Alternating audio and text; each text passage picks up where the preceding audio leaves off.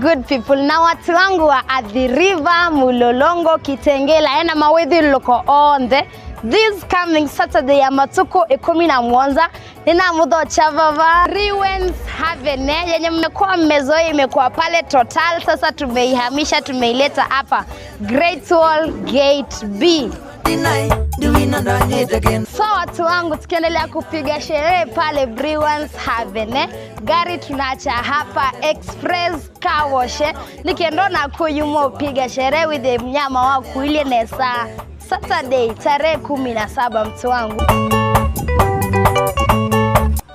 So my good people, tupatane Saturday hapa Rewens Havene. Mambo itakuwa nzuri, official launching.